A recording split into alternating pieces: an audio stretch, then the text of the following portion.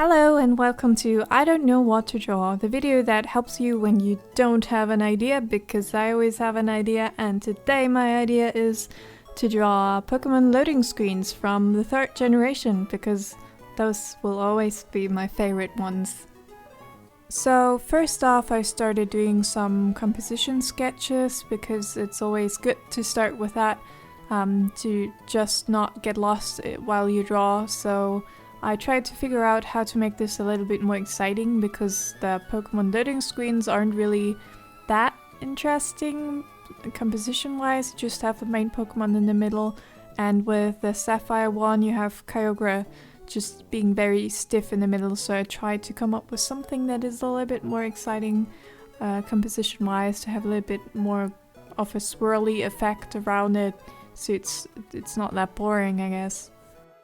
Also, I decided to skip on the writing and the logo and everything, because I just simply couldn't be bothered.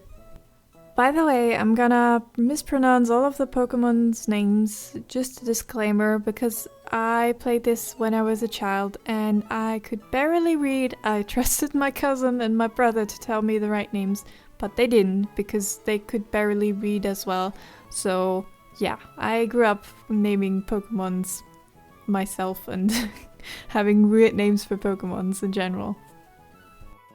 So with Groudon, the problem wasn't really motion. It already had a little bit more of an interesting pose. It had like the curved tail, so I decided to just go with like a wind kind of effect, because in the original loading screen there's just some dust and smoke or something coming from the top and just falling down, and I thought it would be a little bit more epic if there was a little bit more of wind, and I also decided to make the ground not just flat, just add some stones and something like that to make it a little bit more exciting. With Rayquaza we already have kind of a movement, like a lot of movement, because it's such an agile Pokemon. It has like all these curls and swirls and everything. It's a weird snake kind of thing, and I just decided to give it a little bit more of a stiff background, just like clouds going straight from right to left. I think I decided to do it right to left. Anyways, clouds going straight, as to have a little bit more of I don't know, to have a little bit more calm, because I think if I started doing like swirly stuff, all of a sudden it would have been too much for this tiny little drawing. It's only 10 times 10 centimeters, I think. So yeah, that's basically sums up the sketching part. I was mostly focusing on composition, like I said, and now we have a swirly Kyogre, a windy Groudon, and a very unmoving Rayquaza, I guess, and yeah, now we're getting into painting. Here I used some watercolor paper that I bought recently. It's very thin, it's very small, but I really wanted to try it out.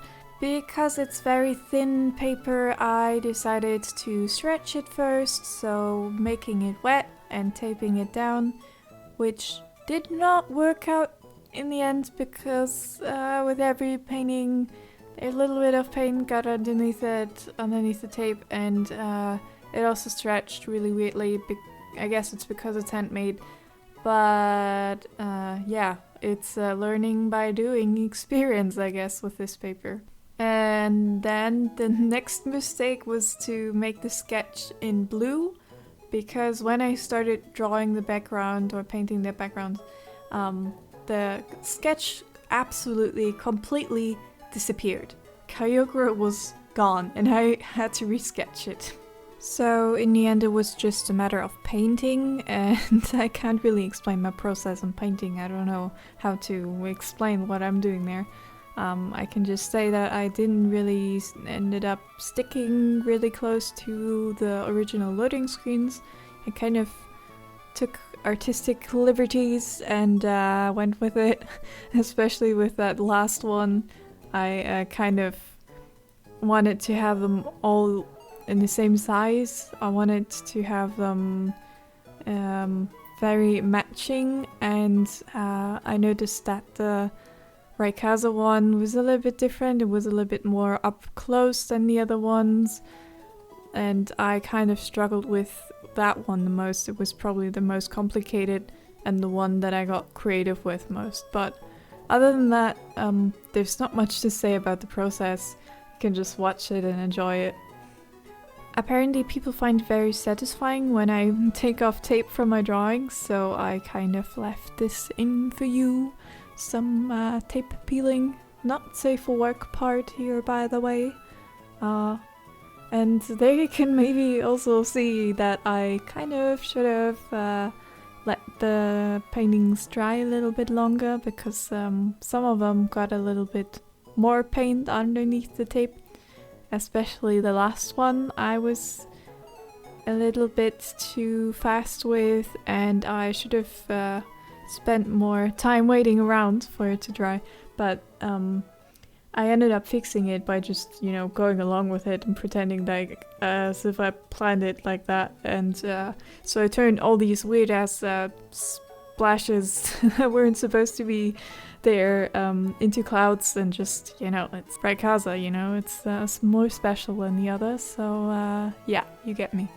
So in the end, I put them on my wall, I framed them, and they shaped a little bit oddly, but yeah, I guess that is my fault because I mistreated this paper and I didn't give it enough time for anything. Yeah, so that's it for today. I hope you enjoyed it, and I hope you have another idea of what you could do if you don't know what to do. There are more Pokemon games out there that you could try this with. And I hope you follow me on my social media accounts and leave me a comment. Tell me if you like this kind of video, if I should do it again, and see you soon!